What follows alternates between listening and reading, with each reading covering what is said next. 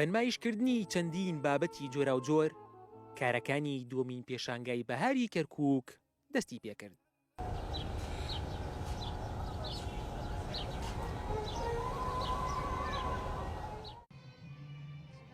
بە ئامانجی برەودان بە توانەکانی گەنجان و با بازاڕکردنی بابەتەکانیان و بە سەرپەرشتی کۆمەڵەی قوباد و بە هاوکاری شارەوانی کەرکووک و بە بەشداری بەرپرسانی حیزبی و حکومی دووەمین پێشانگای بەهاری کەرکووک لە باخچەی قەڵا دەستی پێکرد.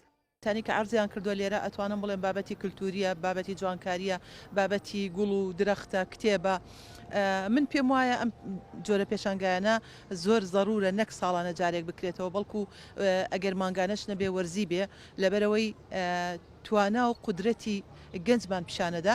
دیارە گەنج ئەو سەرمایەیە کە ئێمە پشتی پێ ئەبەستین کە ئەبنە سەرکردەی دواڕۆژ زۆر گرنگە لە ڕێگای ئەم جۆرە کارانەوە هاوکاری گەنج بکرێ و دەرفەتی بۆ بڕەخسێنرێ. ئەمە بەهرە و با بڵێن ئیشی دەستی گەنجان کە دێن لێرە بەشێکیان ئەدرێتێ، ئەمە هاوکاریە بۆ گەنجان بۆ ئەوەی توانەکان خۆیان دەرخن لە ڕێی ئەم پێشنگایانەوە. خەڵک دێشتیان لێ ئەکرێ، خەڵک دێ دەستخۆشییان لێکە، خەڵک شتێکیان پێ ئەڵێ شتێتر فێر ئەبن لێی. ئێمە وەک شارەوانی ئەرکی سەر شانمانە کە هەموو ئاسانکاریە بکەین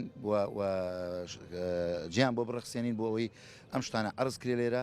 ئامانجی ئێمە لێرە ئەوەیە ئاشتی پێکەوە ژیان لە شارەکە و پێکاتوە لە هەموو نەتەوەکان ئەمڕۆ کۆبنەوە لێرە و ئەم ساڵ زیاتر پەرێپێداوەکو پار یعنی زۆر وانە بوو، وەڵام ئەم ساڵ زیاترە ئیشەکان پێکاتوونە لە کۆمەڵی شتل و کاری دەستی و هوەری و ئێمە لێرەش ئامانجمان ئەوەیە پەرەپێدان بە گەنجەکان و گەنجی ئێسامی بە ئیش و کارن، بەڵام لێرە ئەبینین کاری دەستی و کتێب و پۆشاکی کوردی خانمان و نەمام و چەندین بابەتی دیکە لە پێشانگاکەدا نمایشکران. خانمانیش ئەم جۆرە پێشانگایانە بە گرنگ دەزانن بۆ برەودان بە توانەکانیان. ئەم فستیڤالانە زۆر گرنگە بۆ ئێمەی خانم بۆی زیاتر پەرە بە کارەکانمان بدەین و لە هەمان کاتە ئەبێتە هەلی کار بۆ بەرهەمەکانمان.